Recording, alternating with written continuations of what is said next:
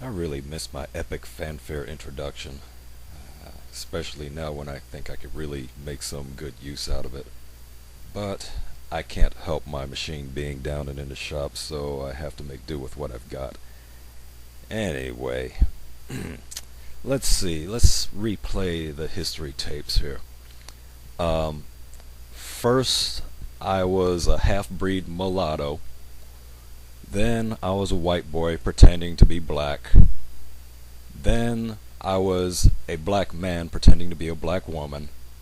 Then I was a black woman pretending to be a black man. Now I'm back to being a white boy pretending to be black man again. When does it ever stop? At what point do you clowns ever come to any sort of realization and recognize reality for what it is? Of course, never. So why do I even ask? I don't know. But I say this with Herpes Zits. Didn't really think that I was going to let her go on and do more of her little slandering routine and trying to backtrack and rework everything to make herself look like the innocent put upon victim. Did she? Or did you? Ah, I know, and I hear it from all the folks who are constantly saying, why don't you just let it drop, just let it go, don't even give these idiots the time of day, just let them wallow in their ignorance.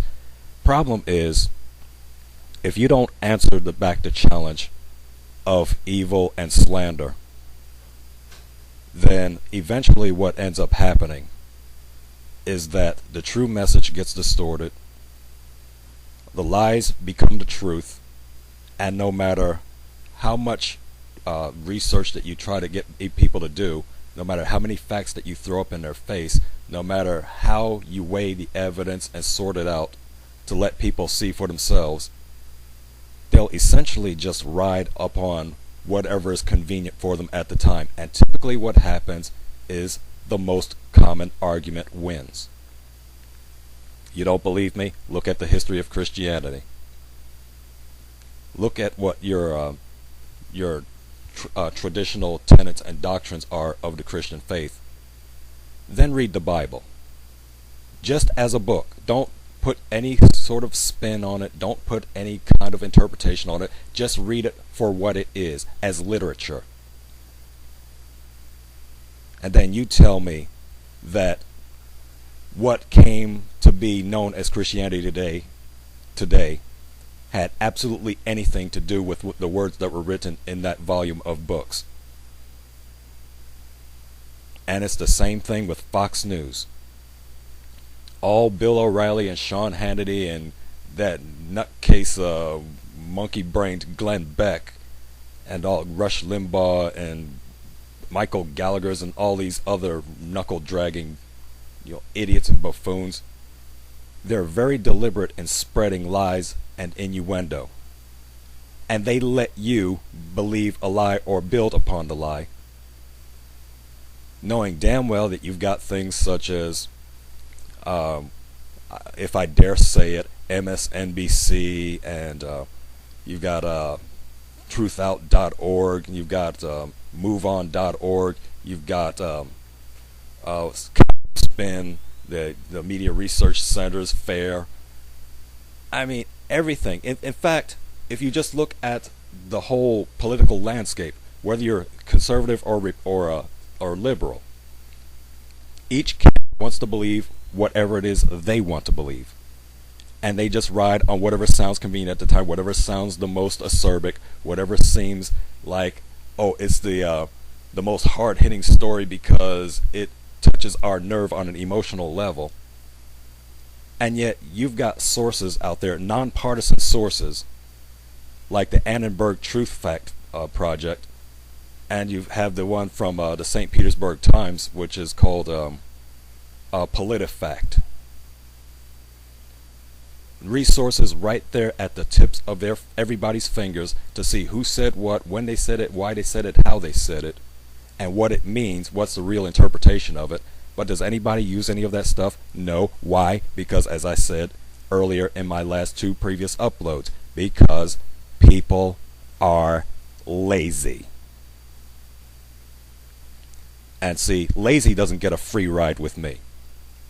If somebody's going to try to smear my stuff, I'm going to shoot it down pronto. Because I want the truth to get out. Because I have a respect for the truth. Unlike clowns like I say this with Herpes, who's now going around finally admitting that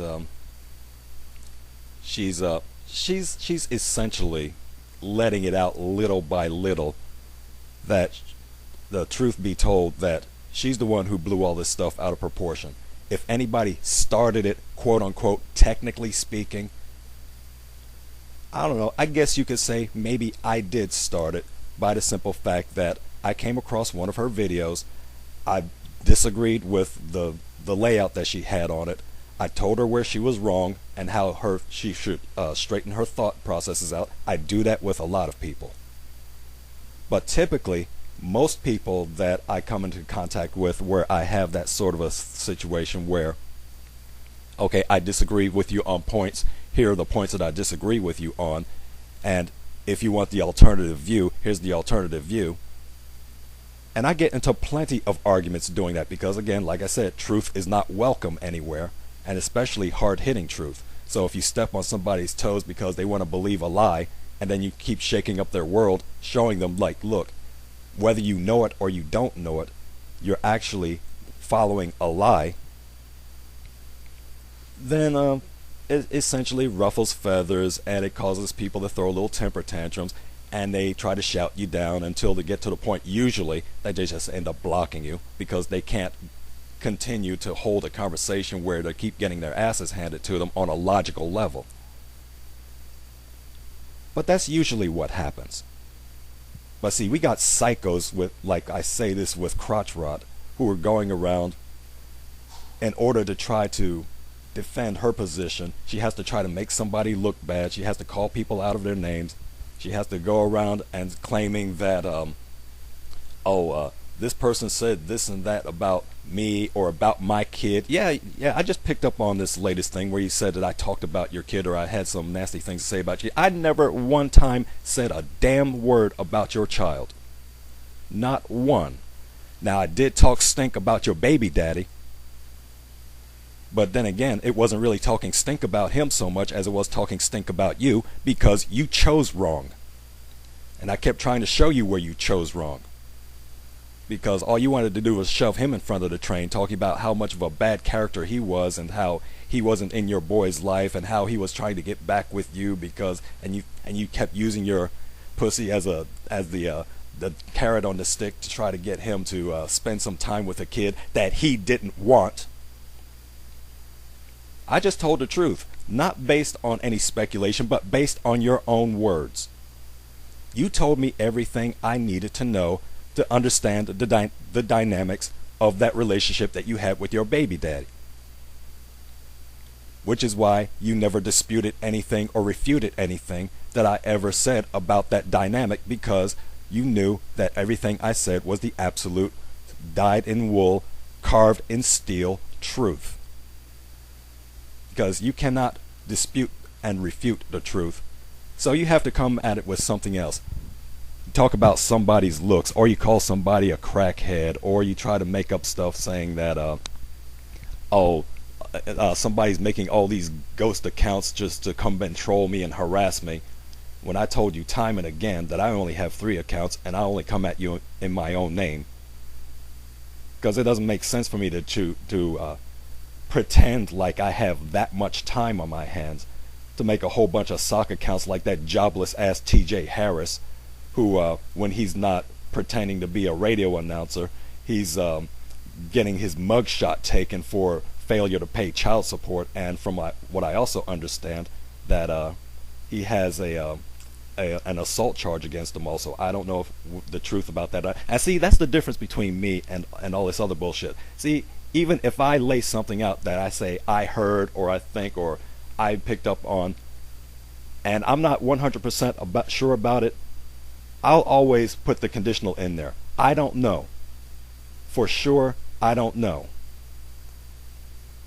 But see, that's the difference between somebody who has a respect for truth and somebody who just goes around starting shit just because, I don't know, somebody burned their ass a little too much, or they just want to take swipes at people because it gives them a sense of importance, like Caramel Vulva Breath 100%, who just goes around and trolls people just when she finds somebody having beef.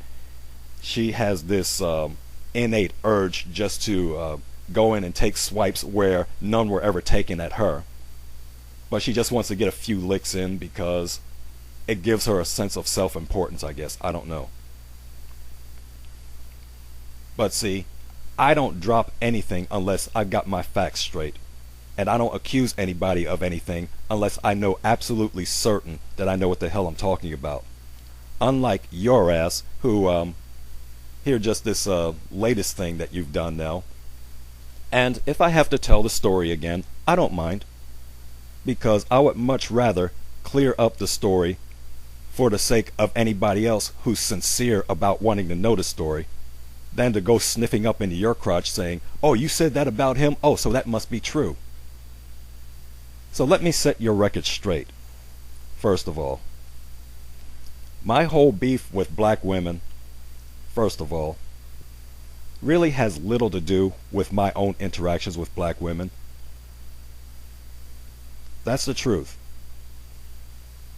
Most of my gripes and beefs with black women have nothing to do with any relationships that I've had with them. Now, granted, the most of the relationships I've ever had with black women were not of the best quality. But guess what? In those situations, the black women did not leave me. I left them. Get that straight. So, as far as your little story about how my ex-wife loved food stamps more than she loved me, so she kicked me to the curb and ran off with the kids. I told this story a number of times already. And you decided that for whatever reason, because either you didn't listen or because you want to try to do something to make yourself look proud and important, and have another reason to go out around having myself smeared and having my character smeared. Let me state again, for at probably the third or fourth time, how the story broke down, as if you cared. But I know you don't care. But see, just in case anybody sniffing up in your ass crack decides they want to walk away with some incorrect information, this is for their benefit. Yes, I've been married only once in my life, thus far. Thinking about making that, I would probably say, mistake again. Of course, my girlfriend would probably, go after me like a Tasmanian devil's like, what do you mean? You might. No, but seriously though, I've only done that to date once. So I have only one ex-wife. When I married this woman, she had children in tow. That means, yes, I married a single mother. Biggest mistake I ever made in my life. Starting to understand a little bit now about why I'm not too big on the whole single mother and single black men getting together with single mothers kick, are you now? You're kind of getting to understand that a little bit now, I'm hoping. Because women with baggage equals nothing but trouble. If you want to mess with a quote-unquote single mother, wait till her kids are out of the house.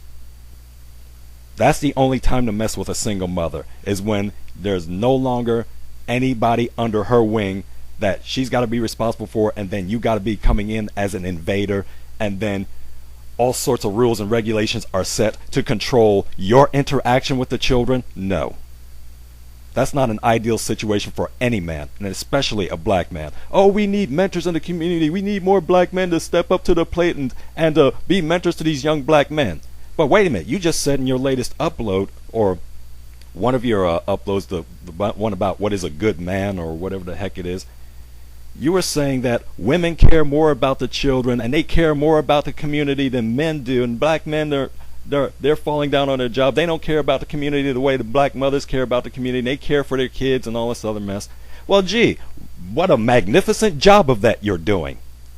Because all I ever see when I look around in the black community is nothing but a totally dejected state of misery and despair and hopelessness. Bravo! Excellent job, black woman, for taking care of the community and for being the backbone of the black community. Because black men are such ain't not worth the time of day, or because they're out of the picture. But isn't it strange that anytime black men do try to get into the picture, and they do try to make an impact on the black community, or they do try to be in their children's lives, there's always something that comes up with the black woman that always prevents the black man from doing that. Gee, isn't that interesting? And yet black men refuse to step up.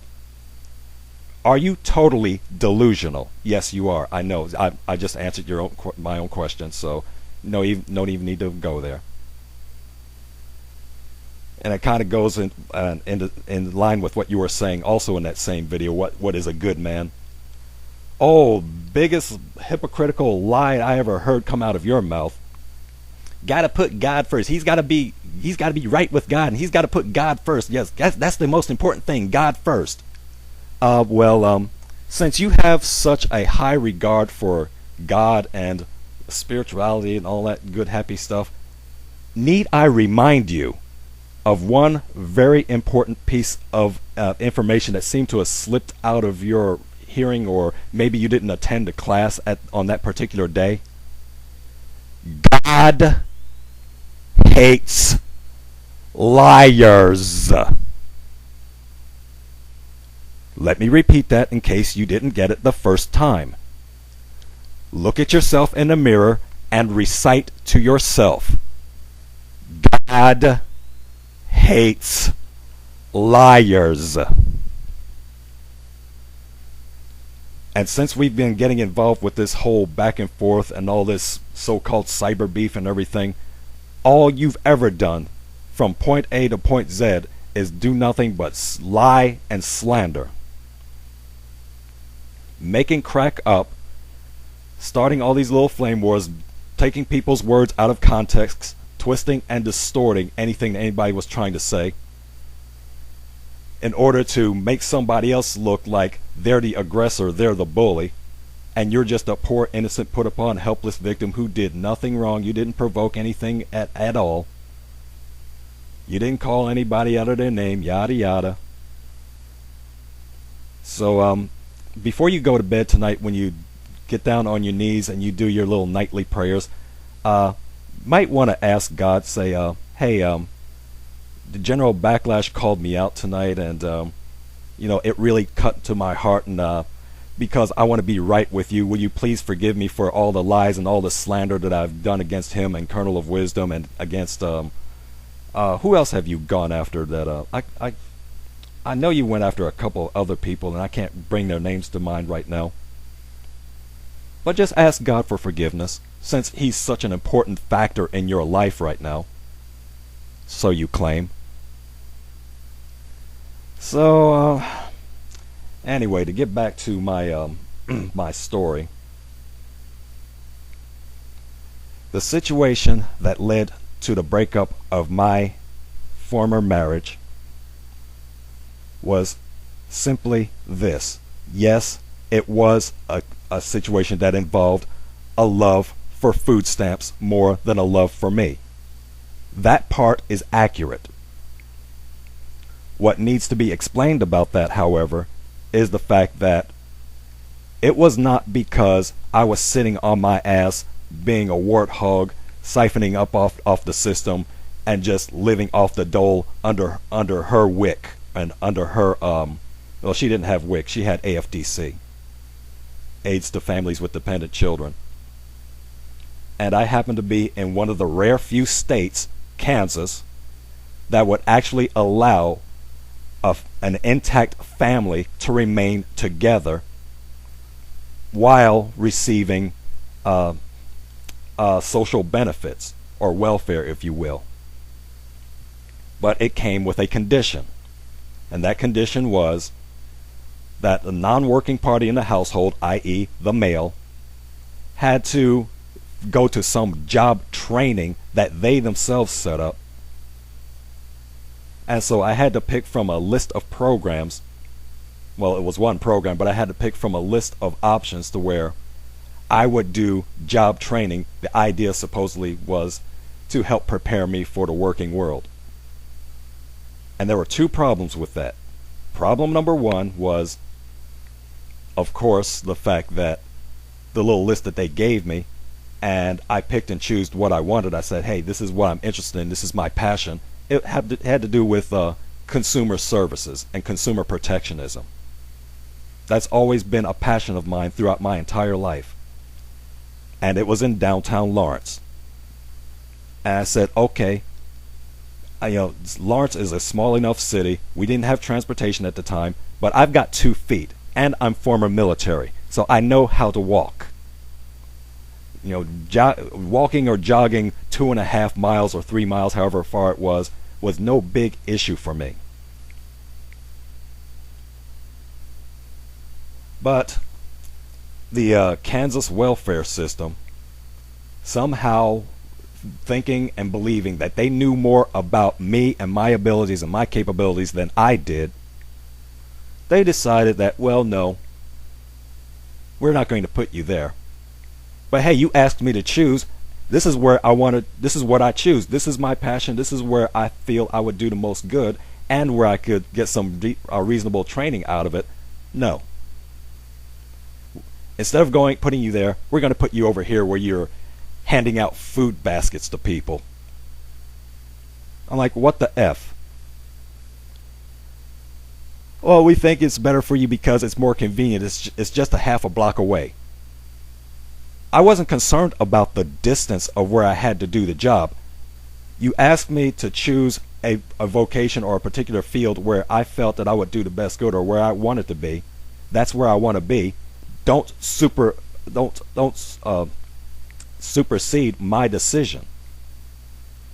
I had the same situation back when I lived in the Mid-Atlantic before I left for Kansas. Same sort of situation.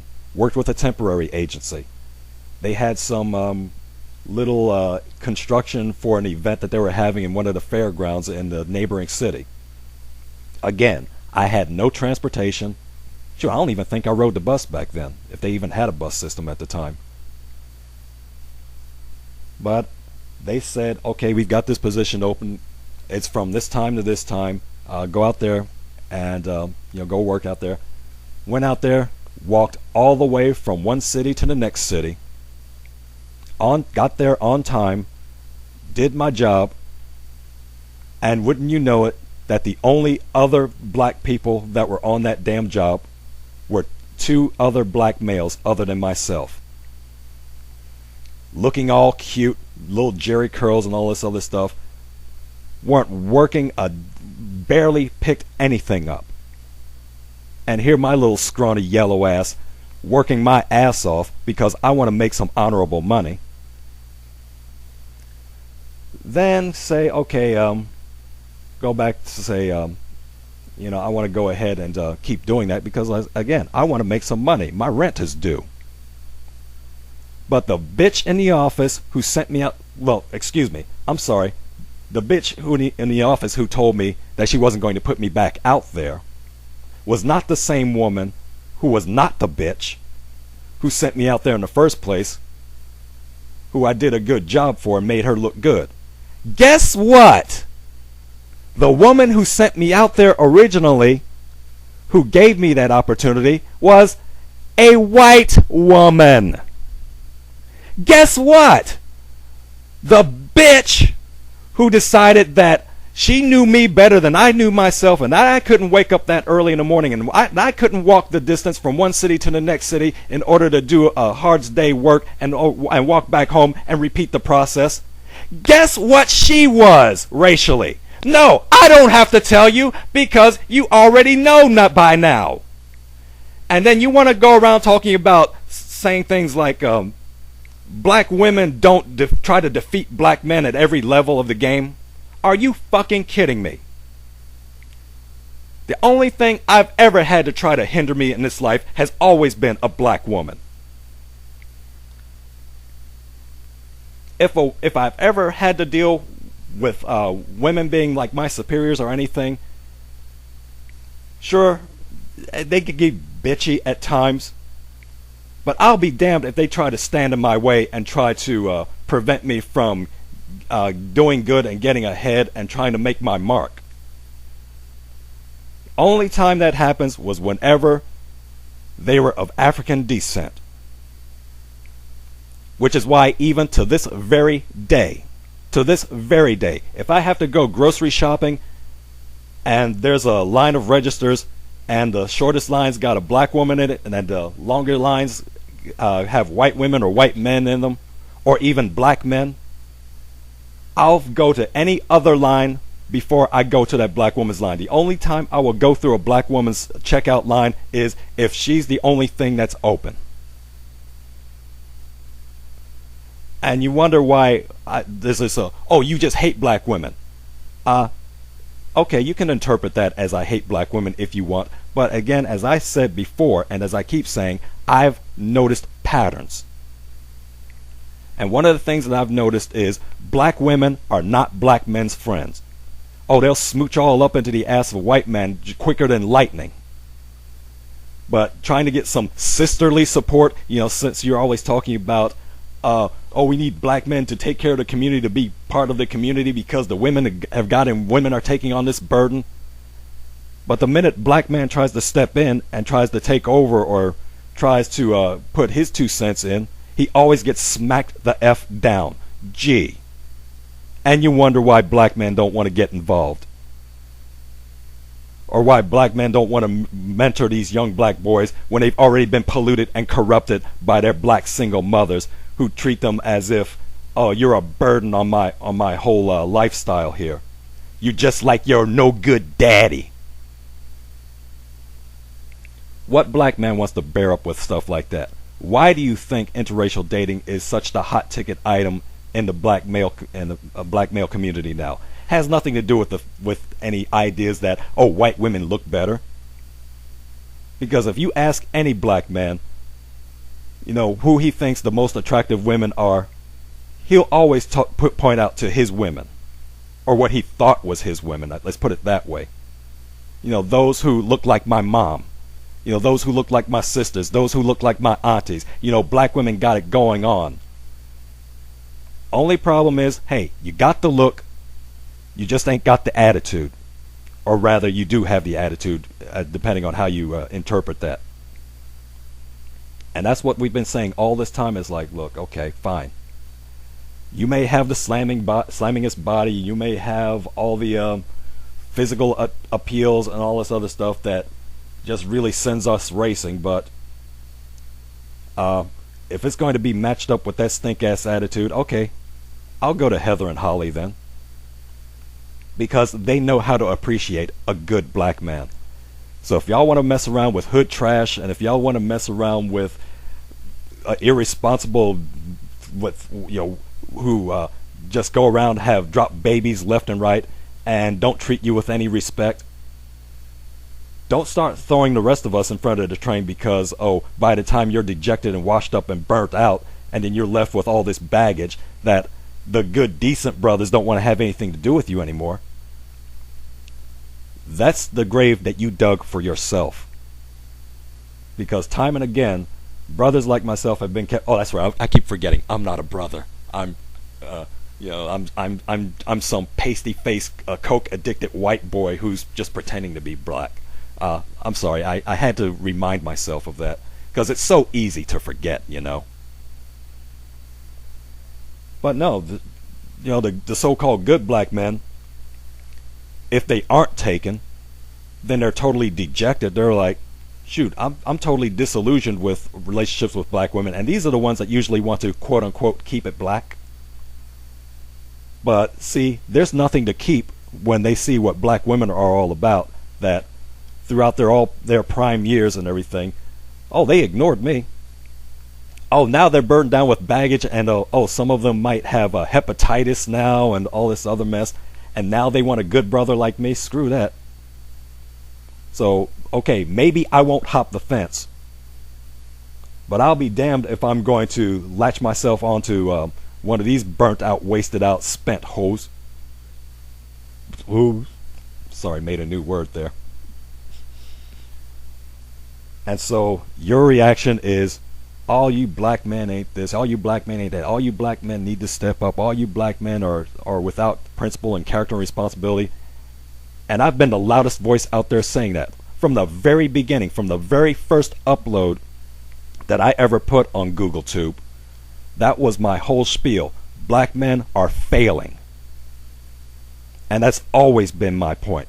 Black men are failing. The reason that you black bitch gender warriors get all bent out of shape and your panties get all bunched up into a twist and everything is the fact that I don't just leave it at black man's feet alone.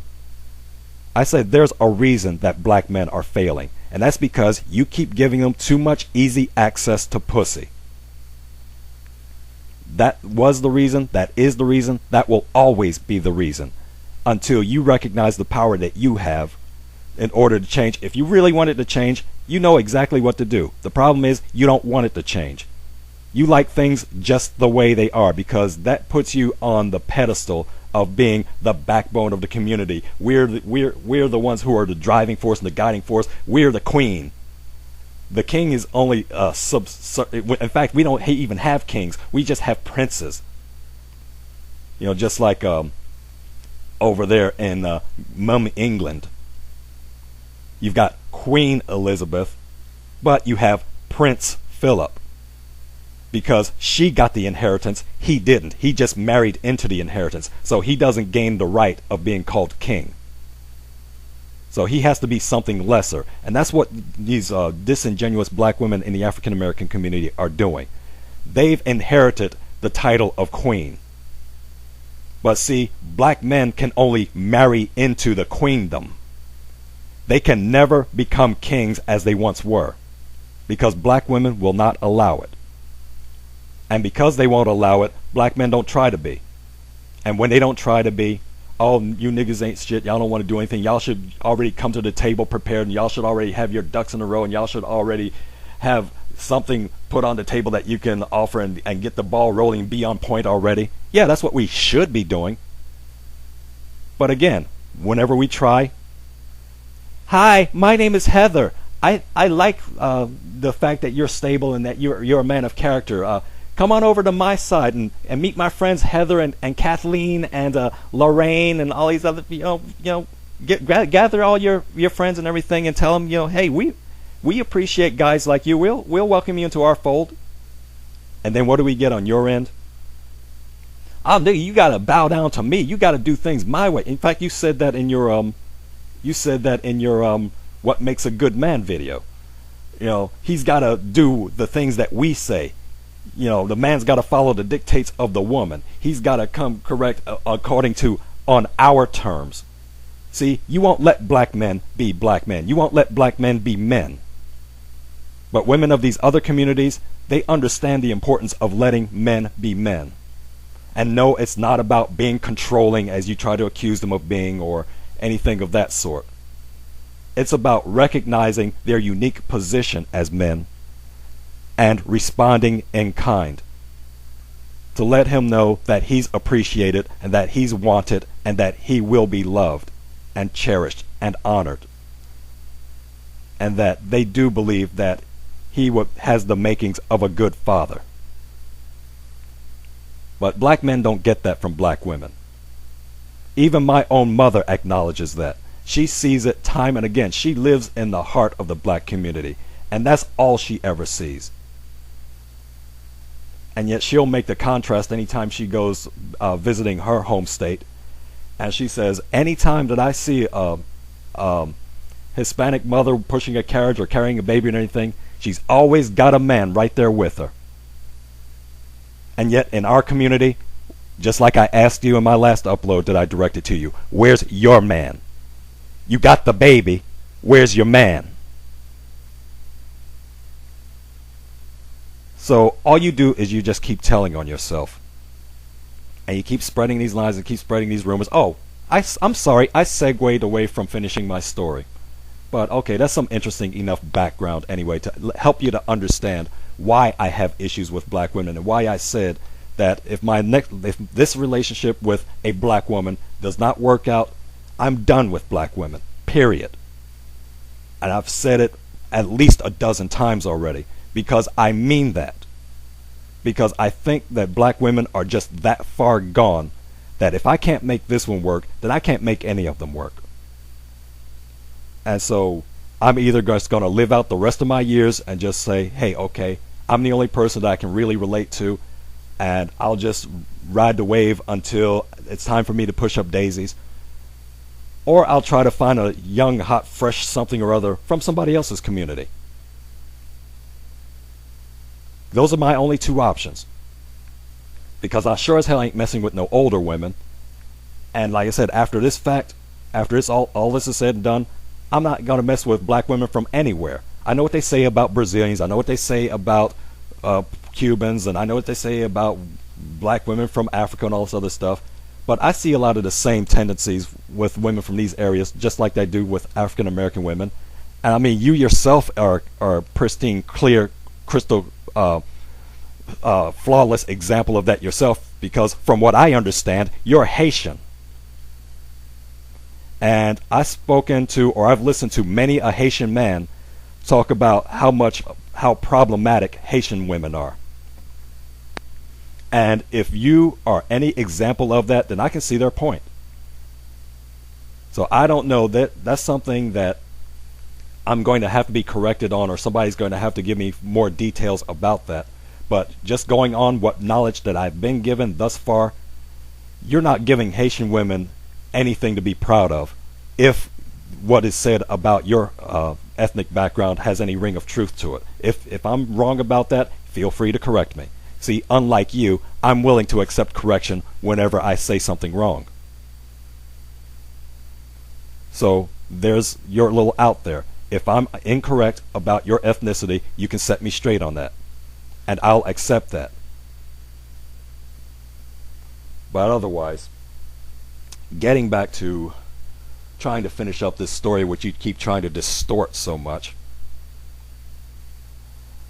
Because I was saying how, and in this instance where the people in Kansas decided they didn't want me to work the kind of job training that I wanted to work, because for the sake of what they claimed was the convenience of distance, because all I had to do was just walk a half a block and then I was right where I needed to be.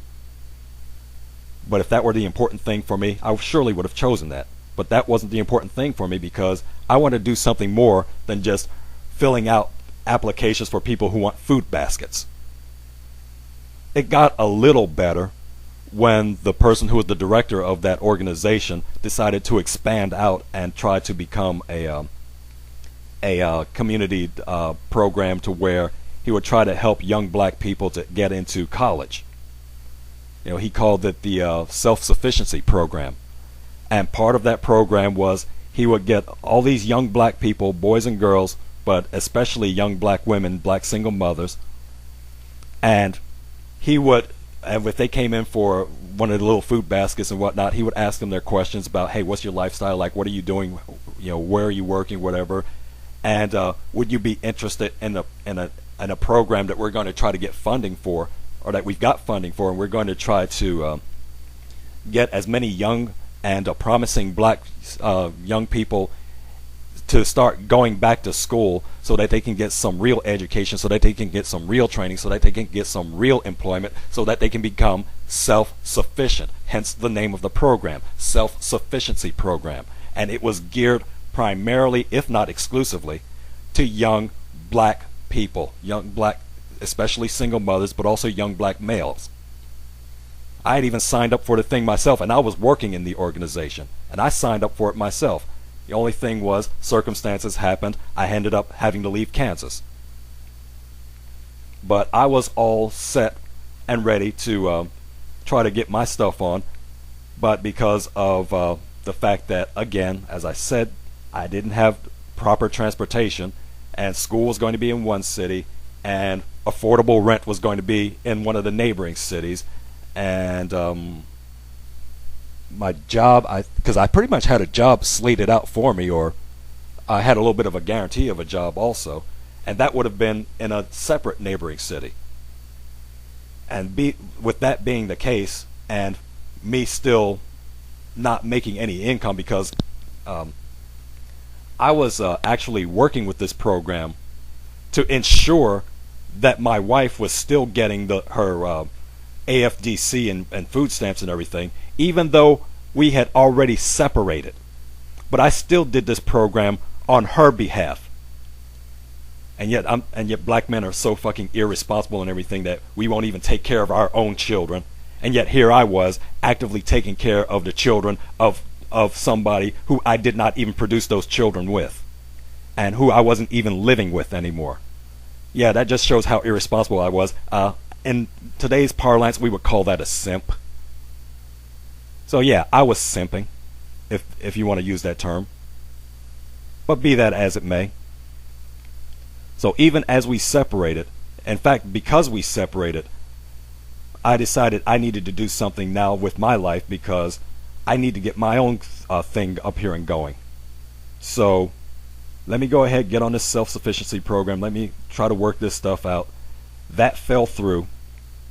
But even though that fell through, I still managed to pick up on my and get to where I could take care of myself, because the second problem that I said that this problem posed was the fact that they wanted you to devote all your time to that so-called job training nonsense, so that by the time that I go in and I clock out, the day is done. And it's Monday through Friday. And during those prime times when I should be out there hitting the pavement, throwing in applications, back when we had paper applications. And I'm like, hey, consider me, I've got work history here in the city, but I'm not working now, so let's help, give me the transition, because I need to get some income in, and I need to get my own little place, because now my wife, she says she kicked me out, or essentially she tried to set it up to where I looked like the bad guy so that I would end up leaving, and then so that way she could kind of look like, he left me, and it's like, no. Okay, never mind the fact that you did everything you could to push me out, but, be that as it may. So, fine, whatever. I went out, I got myself some work, I got my own place. Eventually, now with me not being there, I guess, I don't know what happened to motivate her finally, but once I was out of the equation, then, after a few months, she finally got around to deciding to go out there and get work herself. So I guess if we had stayed together and continued to do that AFDC thing, neither of us would probably ended up working outside of that system. So at the end, it really was a win-win for us, despite the fact that our marriage basically fell apart. But be that as it may, this was the situation. In order to keep getting assistance, I had to work training. If I had to work training, I couldn't go out and get a real job like I wanted to. And part of the problem was she really didn't want me to. Gee, surprise, surprise. Why might that be? Could it be because she's a black woman? I know, yeah, I just took a swipe there, and I intended to take a swipe, but really, think about it. As I've said before, black women, whenever they're in relationships with black men, or even when they're not in relationships with black men, if they have any business-type dealings at all with black men, they always throw in the roadblocks. Always. And you would expect that, hey, this black woman who came with children that were not mine, who I took under my wing, who I talked about adopting and giving them my legal name and my all this good stuff, you would think that, hey honey, I want to go out here, I want to get us off this welfare thing. It's not a good look, number one. And besides, it's really not enough to help us to really get by here. So, you would think that the strong black woman who's always talking about black men are irresponsible, that, hey, here's a black man who wants to be responsible, so much so that he'll be responsible for children that are not even his, that, hey, I'll get his back. I'll give him the support that he needs so that he can take better care of our family. I bet you if that were a white woman, I would have never gotten all the hemming and hawing and talking about, oh no, don't do that yet, or just do this for the time being, or it's not that important, blah. bet you $1 to a dime that had that been a white woman, I would have like, you go on out there and you get your work on, Daddy. I'll hold the fort down until you get back. And in fact, while you're out, I can probably give the children to a babysitter, and I can go out there and I can hit a few bricks myself, and I can try to find something where, if we can both start to work and we can both earn income, and then we can arrange things to where when you're working, I can be at home with the children, and then when I'm working, you can be at home with the children, and guaranteed. Unless she was just some poor white trailer trash, then it'll be a whole different story. Because yeah, we had a lot of that in Kansas too. Don't get me wrong, I ain't just slamming on black women just for singling them out. Because we had our poor white trash white women over there too who did the same sort of stuff. But like I said, I guarantee you though, $1 to a dime, that I would have had 80% more chance of getting actual support and encouragement had I had married a white woman under those conditions than had it been because I had married a black woman under those conditions. Now, if you want to call that I hate black women, fine, you do that. But you may want to raise that question to my black fiance right now, to where, what are you doing with a man who hates black women? And you're a black woman yourself. So, whatever. So, that clears that up, I hope. But I didn't really come here to really tell my whole story, really, but to use that as a convenient opportunity to show just how you react and just what your modus operandi are. This is what these disingenuous harpy shrews are like. When they can't take the heat and they can't bear under the burden of, hey, I have to take personal responsibility for my own actions, and whenever somebody calls me out on that and says, hey, here's where I messed up, here's where I went wrong, here's what I should have done, or here's what I can do to try to fix the situation, oh, I'm just going to call them a black woman basher and just say that they hate women and children, and that I'm going to twist and distort anything that they said to make them look bad and to try to make them an object of mockery. This is exactly what your type do.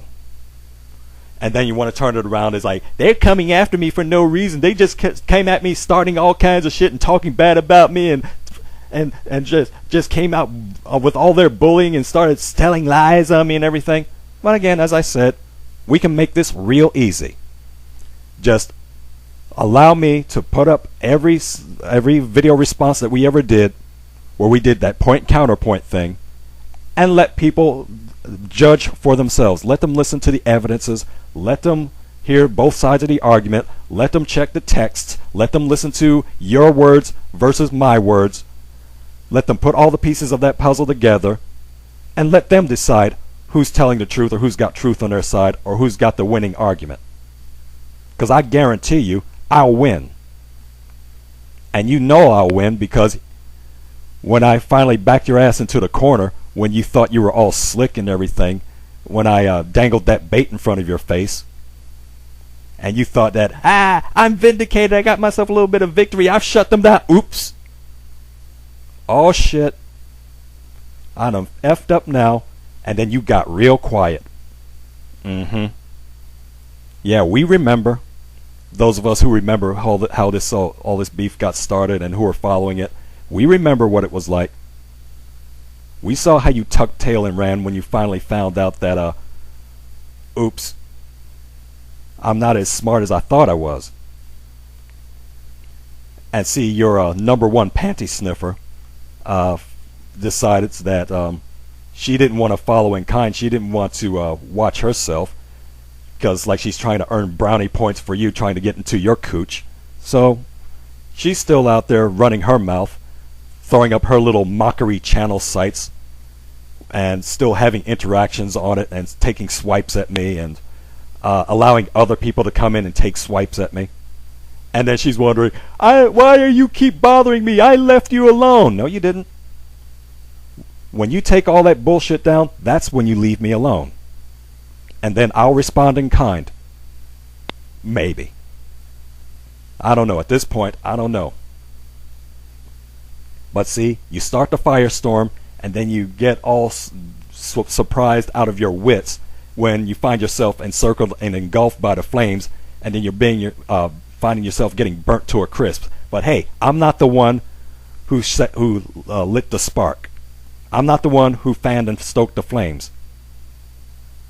So if you're getting your ass burned, it's because you set that fire yourself and you didn't know how and where it would spread. And I'm always going to keep laying the light on your ass until you either acknowledge, or you either stand down, or you either just go back into dormancy and just shut the F up. But either way, as long as my name is in your mouth, or as long as you're still slandering me and making all your swipes at me and my friends, then okay, expect me to keep coming after you, giving you raw doses of red ass. You know, whatever happened between you and Allie and all this other stuff, I don't know really the whole story behind that, but you ticked her off some kind of fierce that she felt that the only way to get you to stay in your place was to essentially out you because you refused to out yourself. See, I take it that she must have known about the challenge that I put up against your face. And like I said, you know, we saw what you look like now. We've got some mirrors out there, so we still see what you look like out there. So it's no surprise why you tucked tail and ran when I put the needles to you. It's like, okay, you're so big and bad, you're the bad bitch and all this other stuff. 4 seconds. Put your little ugly, weaved out, whacked out, crotchety ass puss out on the front burner there. For 4 seconds, that's all. That's all you needed to do. 4 seconds. 1, 2, 3, 4. This is your girl. I say this with 6. That's all you had to do. And I would have shut right the hell up, and I would have gone away and faded away into the ether.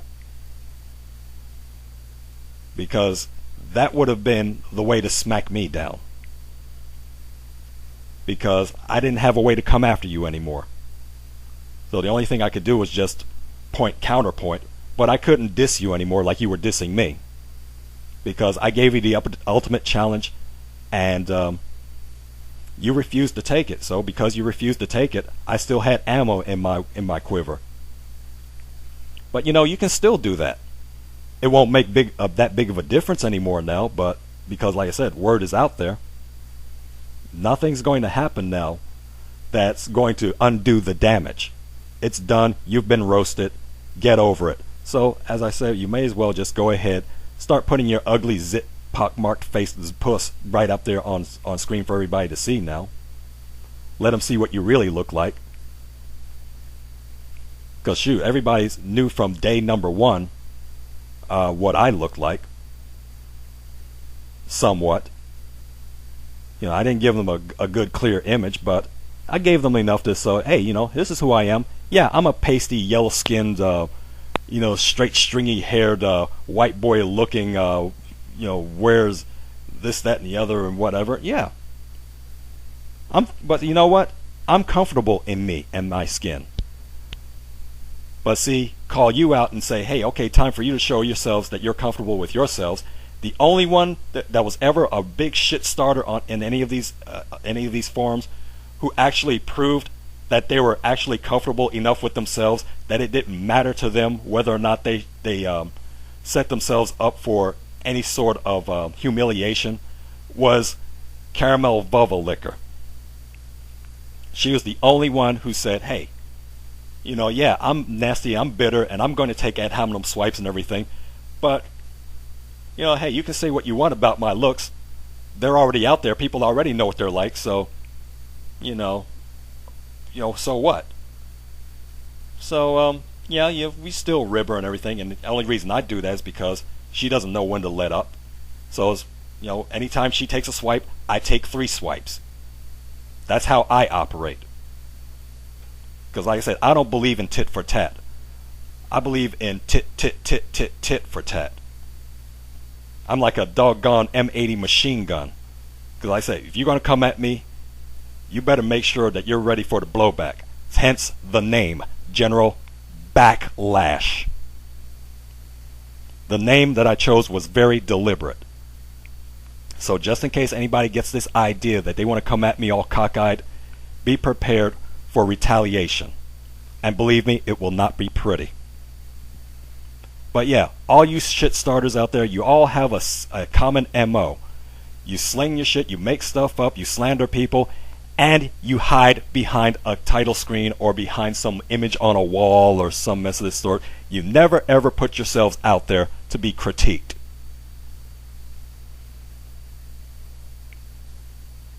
So, who's the coward?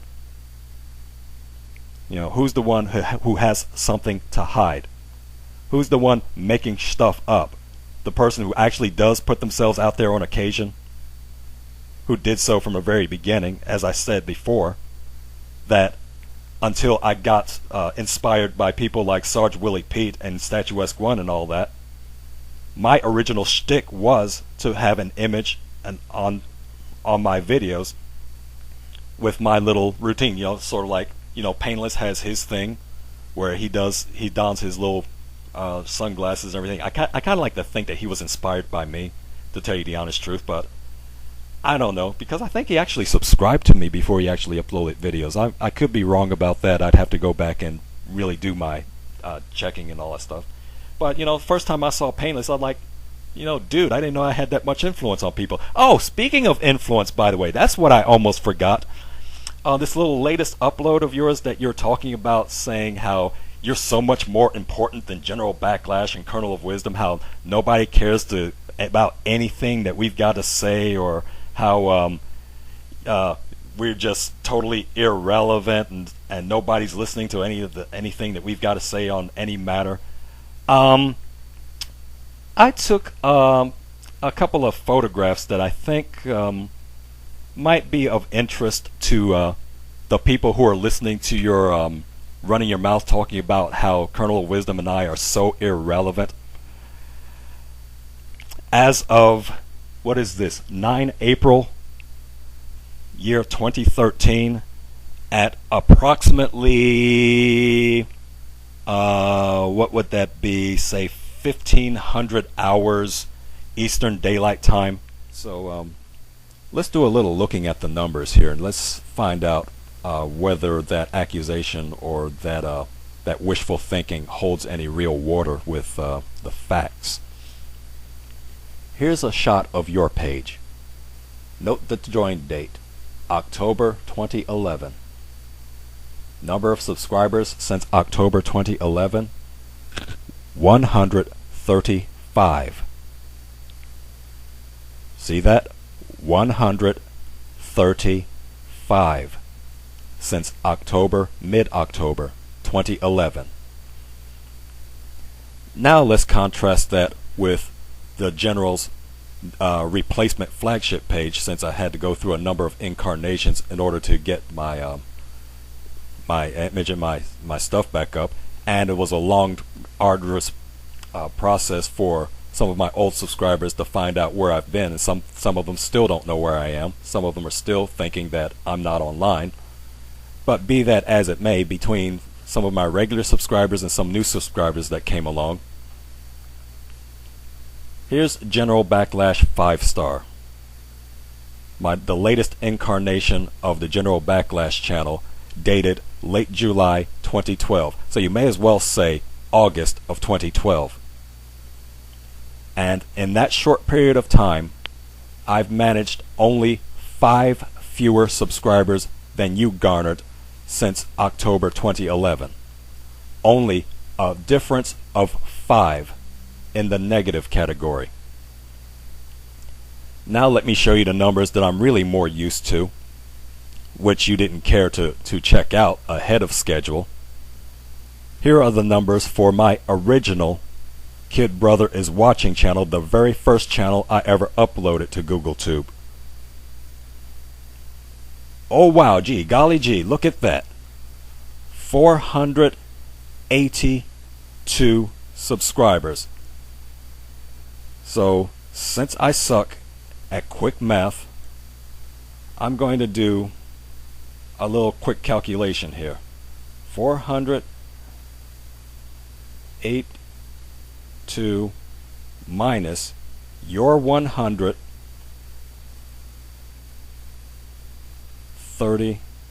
5 equals. I would have gotten the calculation done a lot quicker, except I'm using a laptop, and I hate laptops because they're so hypersensitive, either in the plus or the negative range. So I can't wait till I get my mouse back. But anyway, here you go for those of you who haven't done the math already for yourselves in your head, because a lot of people are more talented than I am in that way. I just happen to suck at quick math. That's just been a reality of mine. There's nothing I can do about that.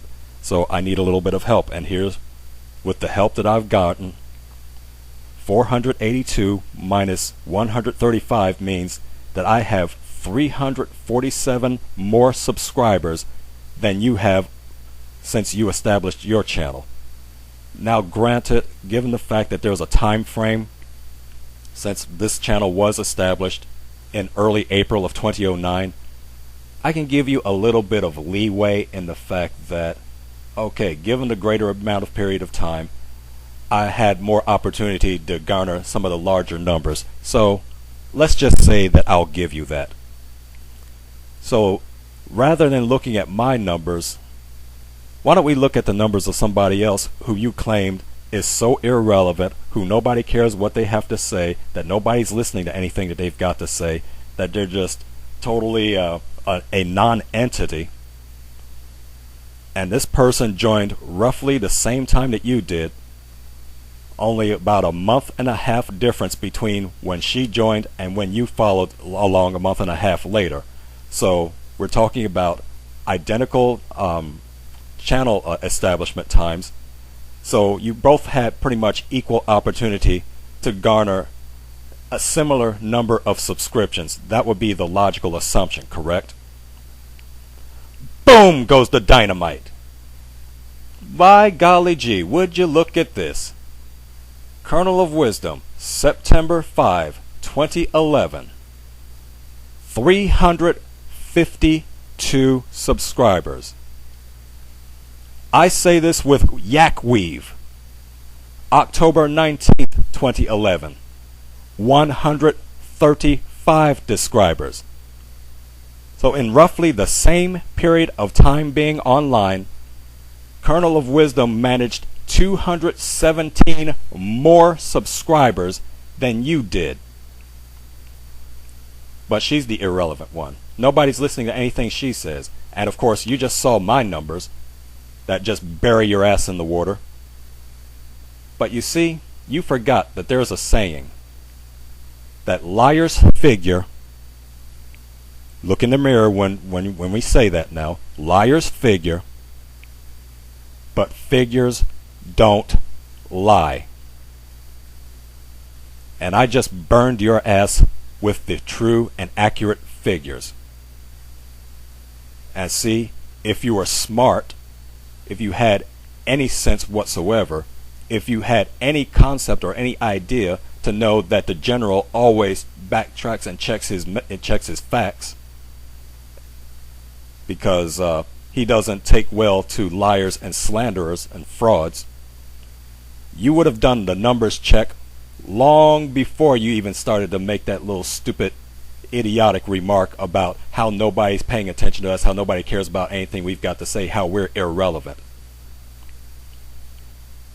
We just showed you how irrelevant and how nobody really cares about us that we are. Look at the numbers. And this is even with your little flock that you garner amongst yourself, amongst all these man haters and all these shrieking harpy shrews and broken, detested and dejected, lonely, bitter, crotchety ass old baby mamas and burnt, spent hoes. Because usually that's a pretty sizable audience. And yet even from that audience, you still manage only 135 subscribers since 2011 October.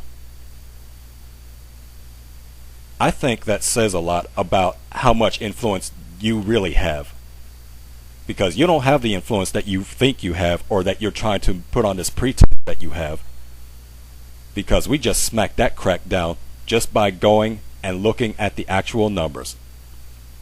And that's just today's numbers. After this, that just may bump up a few. Who knows? But know this, that you've just been exposed again as a liar, as a fraud, as a charlatan. See, you can't stand up under the truth. I told you, I always have truth and facts on my side. You still refuse to believe that until I pull one of these numbers on you again, setting your ass straight. But see, clowns like you are just so clueless that you never figure out when it's time to stand down. Because you always gotta try to run and do damage control just to make yourselves look like the fact that oh, you just didn't get called out and you just didn't get your ass handed to you. But you know, the more that you do that, the more you keep digging yourself in your own pit. That's what I keep trying to tell you. But hey, if that's what you want to do, fine by me. I don't mind cracking the bullwhip against your bare ass. If that's what you want, if you're that much of a masochist and you want to keep stirring the shit pot, I don't have a problem with it. So until you decide that you want to come at me with a different or just drop off the radar screen altogether as far as I'm concerned, then I'm just going to keep coming at you like this. Anytime you screw up, anytime you say something that's incorrect or that's fraudulent or that's slanderous, like I said, I'm waiting there with the bullwhip. Pull your panties down and bend over, because the red ass from the Backlash is coming, and it will not stop until the deed is done. End of line.